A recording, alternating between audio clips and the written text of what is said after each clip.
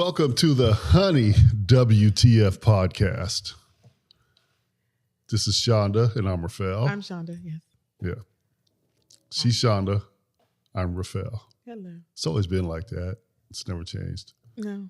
Yeah. So what are we doing today? We have Love and Marriage Huntsville to talk about, along with Club Shay and Club Gary Shay Shay. Owens' interview, which was insightful and very interesting. So Okay. I'm ready to dive into those Well, let's dive in. topics. Okay. So with Love and Marriage Huntsville, we're going to start from the segments that aired last night. So it started with, oh my goodness, Carlos King. His little show, like Carlos King. He did a live thing, Yeah. and it was, I guess, a additional footage from that that aired the previous week. And initially, he interviewed Melody, and for this show, he brought out Sonny and Moses. I seen that. You synced that. Oh, Lord. Okay, yeah. So, yeah. Moses uses the word synced quite a few times in his segment. So, anyway, just some background. You need some background on these two. So, Sonny was a producer, and she was actually Destiny's producer. And Destiny was not on the show last season. I guess she had taken a break. She was having some personal things going on, because when she joined the show, she was married very briefly to her son's father, and they divorced really quickly. Yeah. The guy that he owned a chicken restaurant or whatever, and he did not want to be on the show.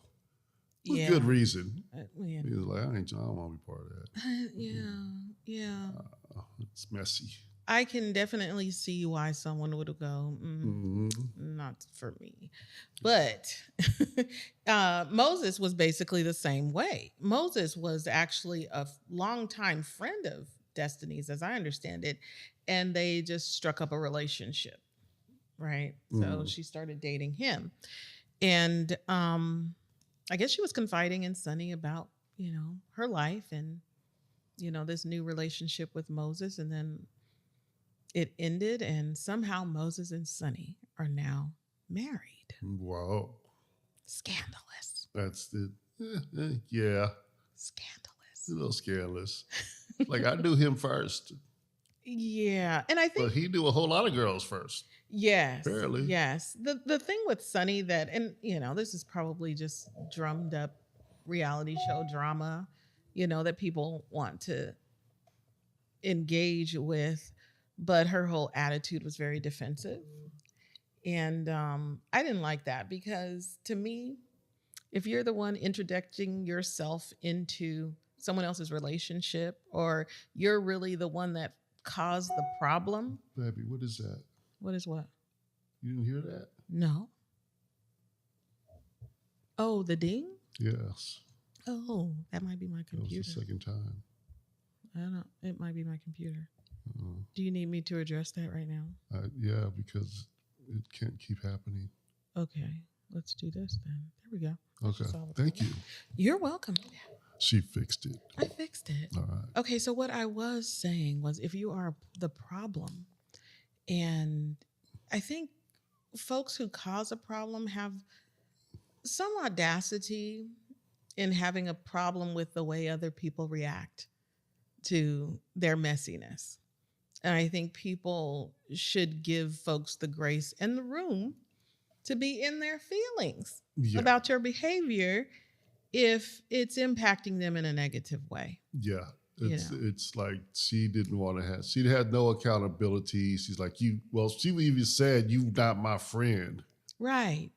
Which is kind of hurtful. And there's no compassion there. No compassion whatsoever. She said she called her. I called you, and she texts back, so it's her fault. Yeah, so I'm not sure what the back and forth was. There had to be some sort of back and forth to it. And again, they take a lot of license in editing these things. So I don't think as the audience we get the full picture. And the way she said it, she said, well, I was going to tell her, so I called her, and then she sent me a text back. So then I just said, I told you to call me, not text me. Yeah. So I guess she didn't tell her because she just texted back. I guess. Yeah. And then Mr. Moses, he used the word saint several times. And both Sonny and Carlos King used the proper word. I'm trying to correct him, but he wouldn't get But he didn't hear it. And I'm like, no. How do you continue to use a made up word? It's pretty cringeworthy. And not use the correct word. I'm like, I don't understand it. I don't understand it at all.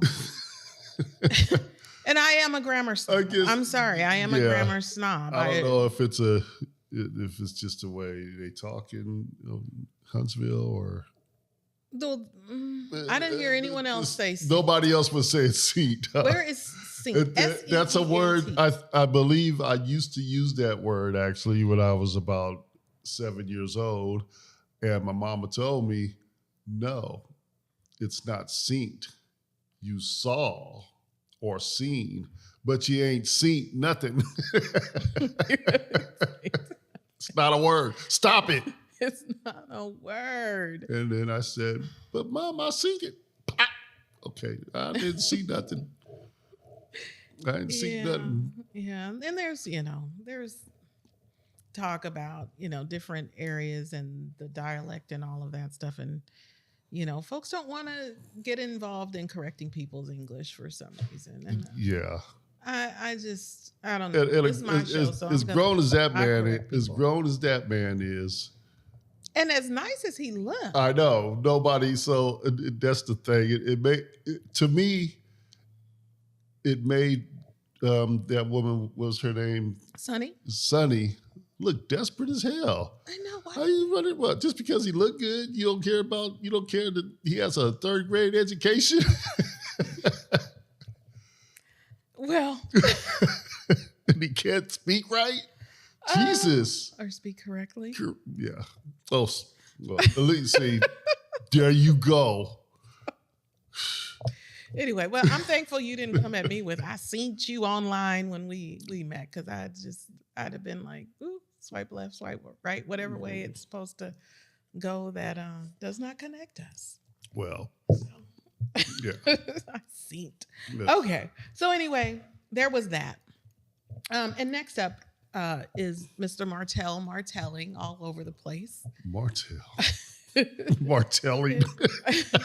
And martelling means it's a verb. It means he to not listen to everywhere. anybody and just to do whatever in the hell you want to do, regardless. Yeah, he's kind of martellish in that respect. Yes. And he even said, he admitted, he goes, I'm not going to listen to anything you guys tell me. No.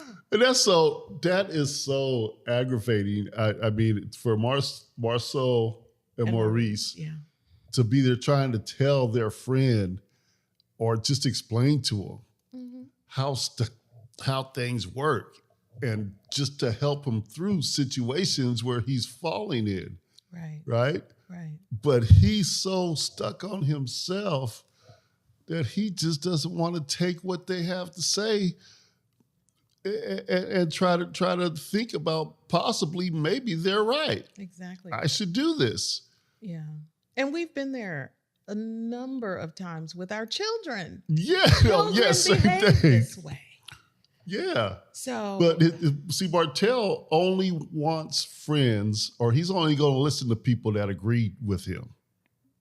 Yeah. If you're agreeing with them, yeah, you right, Martell. Yeah, you right, and then he just keeps on going down the road he's going, and stuff just keeps getting worse. Well, I don't know who's agreeing with him because I don't think any of the cast members agree with him. Even his real estate friend is like, he's on the cusp of losing that friendship. He probably got other friends that agree with him. They haven't made the show. They haven't made the show yet. Yeah. So I mean, they're probably just like Martell. I mean, how would the show be if everybody was just like Martell? It'd be horrible. It would be horrible. Yeah, you gotta have a Maurice and a Marcel on the show because they're like the voice of reason. They are. You they know? are. They are. Even Martell said, "You're not the voice of reason. You don't know what you're talking about." Martell But it's like, come on, man. He had Maurice up there just jumping up and down. He's just like, I just can't. And he said, God damn it. I felt that when he said that too. Yeah. I was like, God dang it. Yes. What's wrong? Yeah. And all of this, their discussion was about his behavior online. Yeah. And going in back and forth with the Millimeters, just doing childish stuff. Those are Melody's followers. They labeled themselves millimeters. And his whole thing, it's like he's back in the 8th grade because his whole thing is, well, I'm not going to let them say something about me and I don't say nothing back. Right. Come on, man. If they go low, I'm going to go lower. There's children he's arguing with online. Yeah. I don't know where you find the energy. I know. I don't have the energy. I know. He got kids to take care of. Supposedly got a business. I guess he built that house or whatever. He just do your thing, man. Yeah. His source of income has to probably primarily be the show. Because I don't think he's selling any of that wine anymore. He doesn't have a license to be a builder anymore. And he doesn't even discuss any construction. The house that they met at was a house that I thought, flipped or built or something. I think it's the house that he moved into because remember, he had to move out of the house. Well, I thought they were commending him that he's building again. He's back at it. Maybe I missed that. I don't know. Okay. Because that house it looked like it was not lived in. Okay. And I think they met there to take a look at it. Oh. Okay, I thought it was probably his still new doing place. something on the side. I thought he was just moving in. Okay. Okay, you might be right. I might have missed that. Let us know in the comments. Let us know in the comments who's right and who's wrong. All right, so next segment had to do with Stormy and Kiki. This is really short and pointless. Yeah. It was like the most pointless segment of the episode. Yeah, I think they're both pointless. They are. I mean, there's only so much you can do with Kiki. Yeah. And I think Kiki's storyline has run its course. I think trying to bill her as some sort of, what is it? Like a TED Talk person for drug recovery has run its course. No one's going to listen to her. I couldn't take her seriously. I couldn't take her seriously when she said that's what she wanted to do and help people and this and that. It's very nice to want to help people, but people can see when you can't help yourself. Exactly. And absolutely, she can't really help herself. She has issues with, yeah.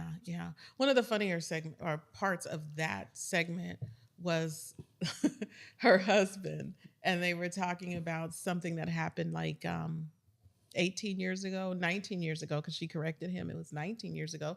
She's going to remember where he was trying to get money from her to take another woman out on a date. And he told her, well, you didn't know that I was going to take her or trying to take a woman out on a date. She goes, yes, I did, because she called me. He goes, oh, yeah, that's right. And he said, well, we ain't going to talk about it because we already talked about it. And you know what I did and this and that and what we've done and what we worked through. So, yeah. So he tried to be slick at first and he was like, well, so what? Right. And that's, I mean, come on now. You're on a whole reality show and you just made yourself look dumb. Yeah. And the whole thing is she was all up on Tisha. Yeah. Because of what Marceau's doing. Allegedly. Yeah. But she's like, oh, he's doing this, he's doing that, he's doing that. And she got to clean her own closet out. You know, that whole thing is just a carrot to keep people. Yeah, that's all it was. People want to see Marceau get some comeuppance because he just speaks truth. And I've always liked him. I don't like his patriarchal viewpoint on marriage, but I understand that is a way a marriage can work, if both people want it to. And it seems like they do. What? That's not what we do. No, it's not what we do. It's not what we do at all. I thought, okay. No, I'm sorry if you think that way, but if you actually, oh my goodness. Okay. So anyway, what was I going to say? I want to segue because Marceau actually finally took Tisha and the children to Africa. About time. The break of this segment, and that was really nice. South Africa. South Africa, and she said she had a wonderful time, and it was nice. Mm-hmm. So I'm wondering if whoever he took on the first trip to Africa. Well, that was a whole different country he went to the first time. That person is. I ain't gonna say it. I can't say that. He just went with a different group, some friends or whatever, and went to Africa and probably just went to buy some land or something. It was more of a business trip. Okay. All right. Well, until we have receipts of anything else, I'll go with that. Okay. I will go. Yeah, let's do that. All right. So next up was Tisha, Sonny, and Kimmy. Kimmy invited Sonny to a little restaurant and a little sit down with her and Tisha to kind of figure out what was going on with Moses and her and Destiny and all of that. And, well, you know, Sonny is standing 10 toes down in her marriage, which at this point, that's all you can really do, you know. But again, other people are going to have their view, and she got a taste of that from the audience from the beginning of the segment. The audience wasn't really feeling her. Yeah. And Tisha in this part of the show actually called her trifling, not once but twice. So I was like, whoo. And Tisha does it so passive aggressively. Yeah. When she does that. I mean, it's interesting how things just bubble out of Tisha. Yeah, it's and people don't it's like funny. it. I like when she says stuff like that. But one thing I noticed back to the little Carlos King interview that they had, Sonny said something, and the guy's response to what's his name? Moses' response to what she said, it's like something that he was supposed to be on board with or something, but his response was like, yeah, okay. To me, it gave me a feeling like he ain't really that much into her either. Was it when she said that their marriage is built on love? Yeah. Oh, she said that twice because she said that when she was talking with Kimmy and Tisha too about generational wealth and stuff, and it's like, okay, that's such a buzzword for some people, and I really, I don't know. When you and I met, I wasn't thinking about wealth building. I just thought about this person that I'm connecting with, and I enjoy his company. Yeah. And whatever happened, you know? And, well during that time. It was during the recession. It was during the recession. We met in 2008. Yeah. And you were out of work. I was working I helped at the tail end. Well, I was in construction. Construction got so slow, union, but I was working non-union at the time, and I was making a lot less than what I normally make. So I ended up going to school and got an IT degree, started a business. Eventually, I ended up back in construction. And she didn't know my potential earning power, I guess. When we met, she just liked me. Yeah, and I don't know why I didn't ask. I just don't ask. Like, but you lucked out. I did. I hit the jackpot.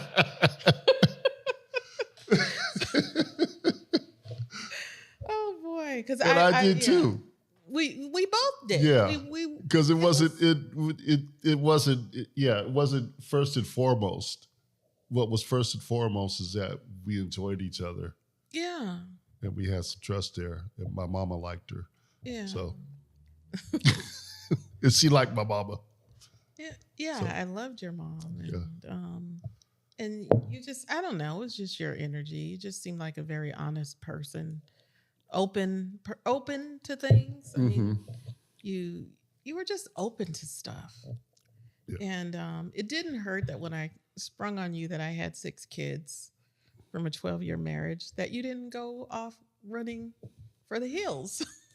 So yeah. I still don't quite know why you didn't, but I'm glad you didn't. And plus, I did mention that I lost my job too. So. I thought you only had them half the time at first, and then. Well, that was the case. Yeah, it stayed that way for a minute. Yeah. But I had 2 kids too. So it all worked out. We like the Brady Bunch. Yeah. So 8 is enough. 8 is enough. Yeah. So it all worked out. And yeah. So anyway, I forget why we went down that route. Oh, because of Sunny and her fixation on wealth building and stuff. And sometimes, you just got to lead with love. Yeah. I think everything else will fall into place if you lead with love and you both have the same mindset. Because I don't care how much wealth or whatever the next person could have or whatever, if you don't start and lead with love and how much you just enjoy being with somebody, I don't care how much money you guys are making, at some point you will probably end up breaking up. Right. It's that love and respect because other things come up. Yeah. And that love and that respect help you work through those things too. If those 2 things are really genuine, it's going to help you work through those things. Money's not going to do that for you. Mm-hmm. Money will just leave you in a miserable mess because you think you can't do without it. So and with our experience, there was the recession when like half the country or most of the country was out of work, and that was going on. Yeah. And so we started at pretty much the bottom. Yeah. And we were able to build together. Right. And it was easy. Yeah. In that regard. Yeah. It was easy. And so we're still doing well. Yep. Yes, we are. And we'll have some news in about a month or 2. Yeah.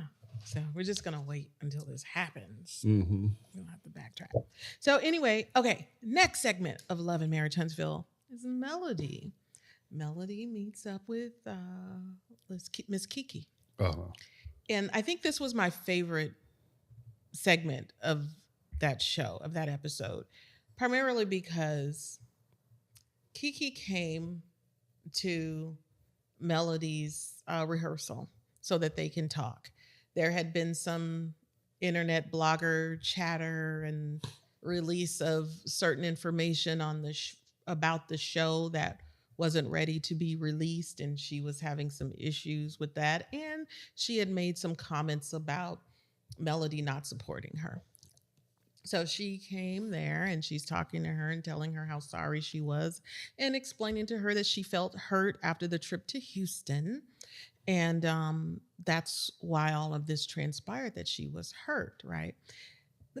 Melody is very intentional with how she's interacting with everyone on the show. She's been intentional for a couple of seasons now. She listens to everybody. She states how she feels, and she's done with it. She's not going to embroil herself unless it's Martell telling big fat lies. But with everybody else, she's just like, and she's just busy doing her thing. And that's kind of like what she did at this episode. She let that woman say whatever she needed to say. And then she said, okay, well, I've heard you, and this is how I feel about it. And these are the reasons why I can't no longer entertain this relationship. Be all up in that mess. I can't trust you and this and that. And she said it nice is not the right word, but she was straightforward about it. There was no real nastiness or ugliness in her tone or anything. Mm-hmm. And Kiki received it.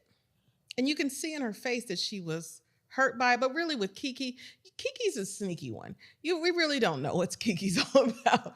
But she took it and there was no real pushback, about it. And when they parted ways, Melody said, I wish you the best in your journey and your life. Yep. And leave it at that. That's a beautiful way for people to deal with issues, I think. Yeah, so that's a really nice way to say, stop bothering me.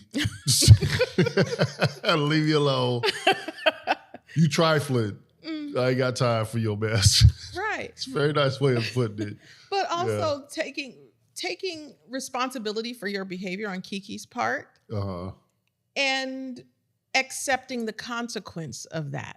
The consequence is a loss of a friendship. Yeah. And someone who was really there for her on a number of occasions. Yeah, when gave her a drug test and everything. Yeah, she did. She said, girl, come on, let's take this drug test. We're going to take this drug test. You're going to show them. You're going to show them, girl. Mm-hmm. So, yeah, she lost that friendship, but she just dealt with the consequences.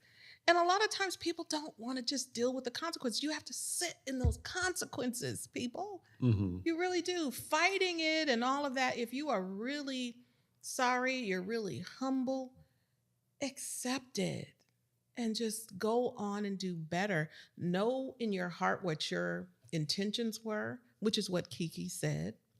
She understood what her intentions were. And, I'm just going to go forward and live my life. I thought it was great. That was my favorite segment of the show. So. Okay. And at the beginning of that segment, Melanie was rehearsing for her new release of her news. Is it going to be a single or album or what's it going to be? I think it's a single, Side Chick. A Side Chick. We're still stuck. What was the name of the first one? Ooh, you're the one playing that. I have no idea. I don't know. It was something. Okay. It was more Martell. Yeah, you talking about now it's about some side. It was something. It's a diss record on what's her name? She doing a diss record. Side Chick. You ain't nothing but a side chick. Oh. But they're married. Wow. Do you run out of this? I think doesn't the Side Chick label kind of have what is that? A cutoff period. If you're divorced,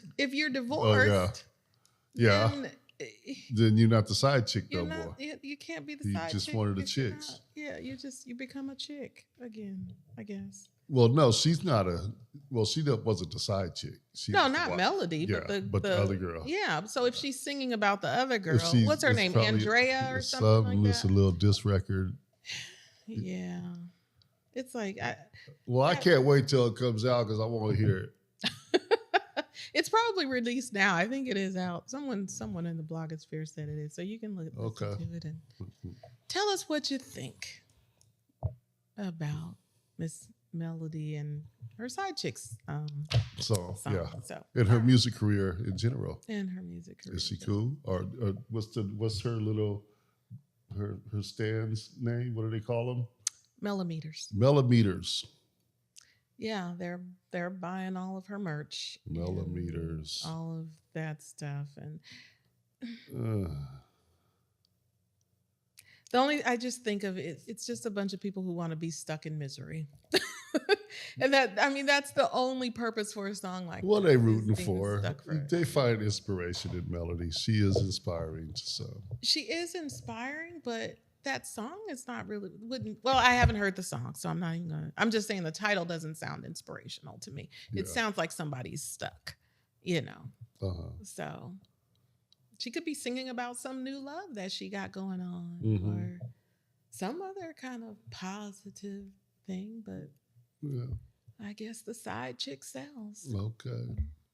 Anyway, so next episode there's gonna be some Stormy and Courtney stuff. And they're gonna be talking about their surrogacy. The question she raised was whether or not the surrogate could have sex with their baby swimming around their belly. We left it at that. I'm like, Lord, okay. I don't want nobody's ding-a-ling in next to my baby while she's up in there. No. How are you gonna? You cannot have sex when you got my fetus up inside you. So touching that fetus with your thing. Anyone who is a surrogate, please comment and let us know how that process goes and how you govern your body when you're carrying somebody else's child. I'm really interested. Yeah. In hearing about that. So that's a pretty interesting topic, though. Yeah, it is. That's a question. It's a great question. Do you, because the baby, Very, very weird. So anyway, all right. So that's it for Love and Marriage Huntsville. So we're going to move on to Gary Owens' interview on Club Shay Shay. Okay, Gary, what you got? With Shannon Sharpe. And I'm just going to lead with the moment that Shannon Sharpe decides to put on his psychology cap, which he has no degree. He's not a psychologist. Yeah. And he's just telling this man who is talking about his long-standing relationship with his father, his biological father, and how he feels about the abandonment, and also how he comes back into his life when he starts making money. Mm-hmm. And then he gets a bee in his bonnet over some situation, over a sports event that he was not invited to, and then starts giving his ex-wife information on him while they're going through a divorce. Mind you, that man doesn't even like Black people. So he's telling him all this stuff, and Shannon is like, come on, Gary. You know how he does it. That's your dad. Come on. You gotta forgive your dad. You gotta forgive him. The forgiveness is for you. It's not for him. And it's like, why does he do that to everybody? I don't know. Everybody who has some type of issue in their life and was treated a certain way, he kind of like discredits their experience and tries to be the one to bring peace in the situation, mm-hmm. but it doesn't work. I mean, like with who the girl that was Amanda and all this stuff that was clearly racist, and he's like, absolutely, oh, that wasn't racist. Oh my God, kids say racist crap all the time. They're bigots. Little kids up there telling the N-word, all kind of stuff, and but the kids were racist. Come on. Kids say bigoted things, and they grow up to be adult bigots. They could be taught either way, and it doesn't have to be a permanent thing. But children do. Or as a child, I did experience racism from other children that weren't of my race. Yeah, well, I can say for me, I didn't. That's a strange thing. I experienced more racism from Black people. I really did. Being a dark-skinned woman is being a dark-skinned woman, light-skinned men, they deal with it as well. So, the colorism within the Black community. And it's not necessarily racism; it's colorism. That was more traumatic to me than any outside racism. I mean, I will say when I lived in Fremont at one point, walking down the street, there was some group of guys in the car, and they shouted out the N-word at me when I was a little kid and whatever. But it wasn't like, I don't know, the overt racism wasn't really part of my upbringing. Yeah, well, not my experience. We lived in a neighborhood that was it was more predominantly white and Hispanic, I guess, and I was the Black kid on the block, and I was different from them because I was Black.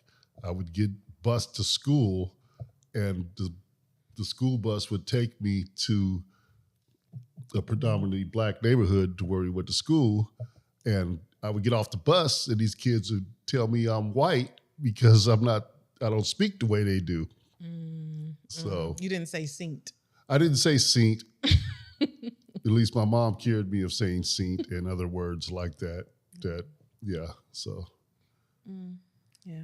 So that was my experience. It was different. Yeah, that kind of trauma it's part of people's lives. So yeah, and sometimes you get over it, and sometimes you don't. You get stuck, and there's all that in between gray area and stuff. So anyway, Shannon Sharp, please stop putting on your psychology cap and let the people that come on to your show express their trauma. Yes, let them tell you their experience. Stop trying to and appreciate what they're and stop trying to. It's like he has this mission to, and he doesn't execute it well. No, he doesn't. Even if it was his mission, not executed well at all. That's true. So anyway, so Gary Owens came on and he shared. Again, I mentioned his divorce from Kenya Dukes, and I went to her Instagram page, and she's getting a lot of flack because he revealed that he hasn't seen their 3 children. They had 2 children together, and she had a child before they had gotten together. And he said they don't, do the step parent thing. So all 3 children he claimed are his, and he hasn't seen them in a number of years. I think like 3 years. And they're adult children now, right? So folks are blaming her for his lack of a relationship with his children, even though during the interview, he took complete ownership of that. He said doesn't matter to the internet. It doesn't. If she's a woman, it's her fault. Yeah. I mean, she needs to be held accountable for her actions. Her imagined actions. I mean, she's a woman, It's very. It's sad. I see so much female woman bashing on the internet, and it's really bad. It's really. I mean, not all are innocent, but in some situations, in this situation in particular, there's really no reason to go after her. Yeah. Especially for his relationship with the children. Right. At the age that they are. Exactly. And you advocate so much for women online, more so than me. Really? And sometimes you have to, like, your perspective and the way you come at it. I'm like, okay, I can see that. But as a woman, I can see some of what it is that they're doing. But you always kind of spin it in a different way, and I listen to it. I'm never, I understand perspectives. I can have a perspective based on my experience and, my views and all of that kind of stuff. But I understand that my perspective isn't always the truth necessarily. And a lot of folks don't really have that type of self-awareness, especially on the internet. It is what it is for them. So I'm able to listen to the other perspective that you share, and it kind of opens me up to understanding more about the human experience in general. So thank you for that. You're welcome. So anyway, Kenya is battling folks on her social media platforms. She is a podcaster. And I'm going to tune into her show and just see, what's going on. But folks need to kind of simmer down. They really do need to simmer down. The other thing that he talked about was their reality show, because they did have a reality show with the kids. And the pilot for the reality show was them doing a vow renewal of their marriage. And the reason they did that was because their initial wedding was kind of a shit show. Was it ever aired? Yeah, their reality show was aired. I believe it only lasted 1 season though. Okay. But it was aired. But the way their initial wedding went, Kenya was late. And so the officiant left because he had another engagement. So her cousin had to fill in. And I guess he may have been ordained to officiate weddings. We don't know. Gary kind of joked about whether or not he was really married because this guy he didn't really check. So anyway, he did the ceremony. They were bringing out the cake, and the woman who was bringing the 5-tier cake out fell. Wow. And the cake was just destroyed. Ooh. And not only that, Gary's father and stepfather got into some sort of a brawl. Wow. And he was out drinking with having a drink or something with his brother who's passed now, his brother Dallas. He died of a heroin overdose that he talks about during the segment as well, or during the interview as well. And he goes in and he's like talking to his dad, like, what happened? What happened? He said, well, he was looking at me funny.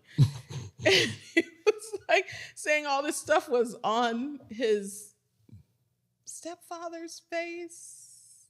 No, it was on the biological father's face. I think. Uh-huh.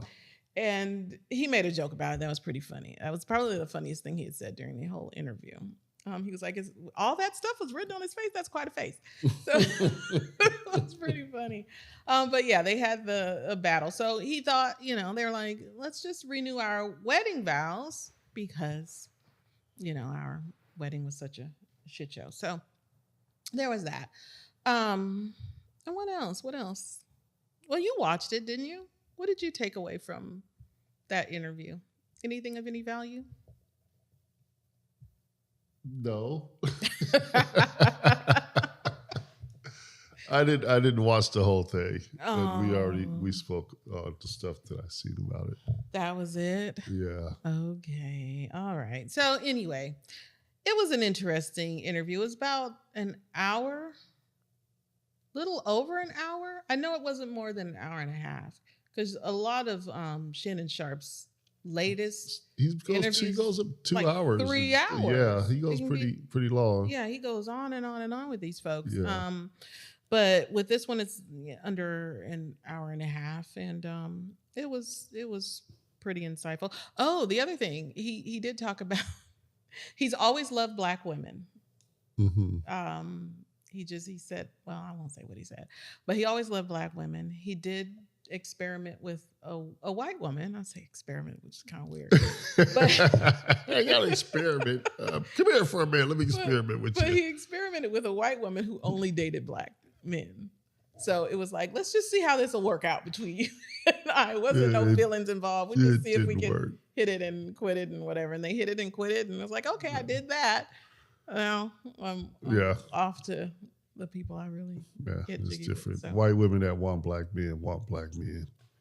They don't want a white guy. That's cool. Now, apparently there's a specific haircut that these women have. The white women who like Black men. Do you know anything about this haircut? He described a haircut. I do not know about that haircut. He described it. What is it? It's some kind of blunt cut, I think, or something. It sounded to me like the Karen haircut, but it couldn't be the Karen haircut. Maybe a little, kind of. You think so?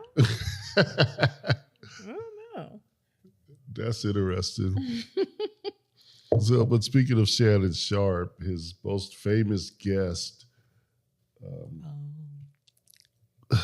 why can I not think of his name? Cat Williams. Cat Williams and his HBO special. What do you guys think of that? Was it worth the watch? Was it worth the watch? Because I fell asleep. I did. I was probably tired, but it didn't. I wasn't entertained. It didn't. I was expecting more of an impact and something that would really. The interview was much better. Was much better than his special itself. Yeah. We're all waiting for something good, because of the interview, and then when it was lackluster. It wasn't there. Yeah, I think comedians are taking themselves a little too seriously, and I think a lot of them are losing their funny bone. Ooh, I think they're losing their funny bone because they're taking things too seriously, and then you do have the censoring aspect of comedy, what you can and can't say, and all of that kind of stuff. Mm-hmm. But you can still be quite funny. but some Yeah. folks, I don't know. I think in this time, in 2024, I think real artists in their crafts are being revealed. Mm-hmm. And the charlatans are, we're learning about who's real and who isn't. Yeah. And I will say Earthquakes comedy segment or comedy show on Netflix. I think that came out last year. Mm-hmm. Hilarious. And he doesn't even talk about people. Mm-hmm. He just talks about his family and stuff, and it was all relatable stuff. And that's the hilarious. funniest stuff is when it's relatable stuff. Yeah. Yeah. You don't have to take jabs at people for anything in order to be funny. So I don't know. I just hope that the comedians get it together and really start remembering what's funny. I think when what's his name? Now I'm missing. I'm forgetting. Oh my gosh, Chappelle. When Dave Chappelle won the oh gosh, there's another name that I'm forgetting. When he won that Mark Twain Award. Mark Twain, yeah. When he won the Mark Twain Award, I think that was the first time I'd seen anyone do that. Mm-hmm. Did Eddie Murphy won it, but was that before or after Dave? Well, it had to be before. Was it before? You think it was before? I thought it was before because Eddie Murphy, he's old. Yeah. Well, it may not have been too much before, but he had been out of the whole stand-up comedy thing for a while. Right? But these folks who are doing it now, they seem to have this, I don't know, it's just weird. They're just taking themselves too goddamn seriously. And it's just not, it's not cool. They need to dial it back and find the funny again. I'm just going to leave it at that. Yeah. So anyway, hopefully they'll get dial it back and find the funny. Find the funny. That's what we want you guys to do. Yes. Okay. Yes. Keep it funny. Get your funny bone back. You kind of lost it. Okay. So those were 2 topics we had today. I think I do want to talk about at some point. I need to talk about that reindeer. Oh, baby reindeer. Baby reindeer. And the interview of that woman was on Piers Morgan. And she just made it seem like, oh, none of that ever happened. Oh, I did have the tea. He did give me tea. Girl. And we did talk about doing my drapes or hanging my curtains. Hanging my curtains. But I only emailed him 8 times. She was acting like the character, so we all know. She was straight on it. We all know. The woman they had play her was like straight on it. She needs an award. How did they do that? Yeah. She needs an award because she absolutely nailed that performance. She did. She just came out and I don't know. I'm looking at it. I'm saying, oh, she did everything that dude said she did. She was swearing. It's like, girl, no one would know it was you if you just didn't even present yourself. I mean, why? And that's a thing the character in the movie or in the series would have done too, was to go on Piers Morgan and say, yeah. So we know it's true, ma'am. We do know that. Yeah.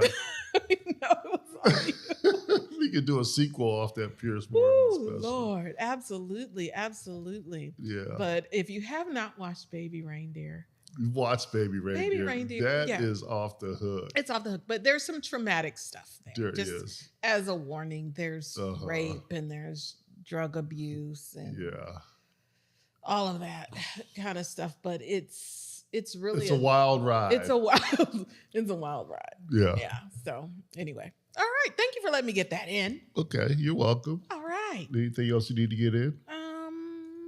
Not at the moment. Okay. I'm good. I'd just like to remind everybody that you've been watching the Honey WTF podcast. This is the best podcast in the world. Please like and subscribe. This is Shonda. I'm Rafael. And when you like and subscribe, click the bell for the notification. And I'm talking like this because I really like the way my voice sounds on this mic. And thank you for watching.